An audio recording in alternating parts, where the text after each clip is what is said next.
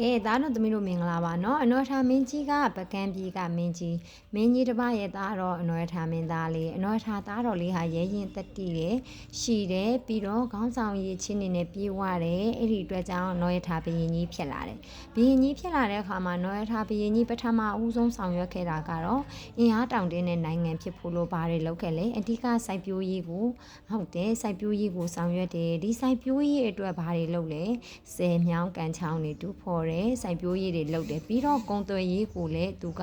ဆက်ပြီးတော့ဆောင်ရွက်ခဲ့တယ်ဒီနောက်မှာဒုတိယစွမ်းဆောင်ချက်ကတော့ပထမမြန်မာနိုင်ငံကြီးမှာဒုတိယထမ်းဆောင်ချက်ကပါလဲဗုဒ္ဓသာသနာထွန်းကားဖို့ဆောင်ရွက်ခဲ့တယ်ဗုဒ္ဓသာသနာဆိုတာဘာပြောတာလဲဆိုရင်သားတို့သမီးတို့ကြီးဖခင်ရဲ့အဆုံးအမတွေထွန်းကားဖို့ကြိုးပမ်းခဲ့တယ်ပေါ့နော်အဲ့ဒီအတွက်နော်ရထာမင်းကြီးပထမဦးဆုံးစတင်ပြီးနတ်တက်တဲ့ချိန်မှာနတ်နဂါအရေးကြီးကိုကွယ်မှုတွေသာရှိခဲ့တယ်တဲ့နတ်နဂါအရေးကြီးကိုကွယ်မှုဆိုတာအရေးကြီးဆိုတာကတော့အရင်တုန်းကလို့ဆိုရင်တော့ဒီ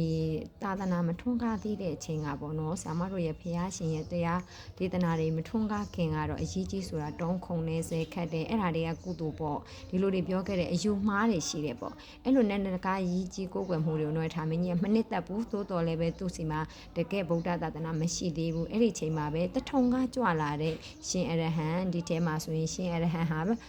ဒီဖုံပေါ့ဒါလည်းသူမျိုးတရားပြောရင်ဖုံပေါ့နော်ဒီဖုံဟာရှင်အရဟံဖြစ်တယ်ဘယ်ကကြွလာလဲဆိုရင်တထုံကကြွလာတယ်တထုံကနေကြွလာတဲ့ရှင်အရဟံကဗုဒ္ဓရဲ့တရားတော်တွေကိုဖခင်ရဲ့အဆုံးအမတွေကိုပေါ့ဟောကြားတဲ့အခါမှာအနော်ရထာမင်းကြီးကအရန်ကြည်ညိုတယ်အဲ့ဒီအတွက်ကြောင့်မလို့ဒါဟာသူ့ရဲ့တိုင်းပြည်မှာရှိတဲ့သူတွေလည်းနာတင်နေ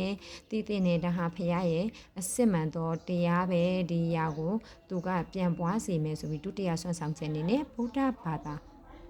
ဗုဒ္ဓသာသနာထွန်းကားဖို့လို့အတွက်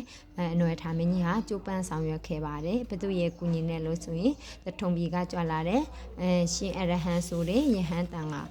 ယဟန်တပါရဲ့အကူအညီနဲ့အဲ့ဒီမှာအနွယ်ထားမင်းကြီးဟာကွဲပြားနေတဲ့နိုင်ငံတွေကိုပြန်လှည့်ပြီးတော့စူးစီးနိုင်ခဲ့တဲ့ပထမဆုံးဘုရင်ဖြစ်ခဲ့တဲ့မြန်မာပြည်ကလည်းကျေဝန်းပြီးအေးချမ်းသာရခဲ့တယ်ဒီပုံရဆိုရင်အနွယ်ထားမင်းကြီးကအေးချမ်းသာရအောင်ဖျားစီတွေစောက်ခဲ့တယ်ပြည်သူပြည်သားတွေကလည်းဒီမှာလှဲတွေနဲ့ဖျားเจ้าကန်တွေကိုသွားကြတယ်เนาะစွန်းအုပ်တွေပိုးကြတယ်เนาะသွားလာပြီးတော့ဒီလိုစီစီကားကားနဲ့လှူနိုင်တဲ့နိုင်တာဟာနိုင်ငံကြီးရဲ့အေးချမ်းသာရမှုကိုပြတာဖြစ်တယ်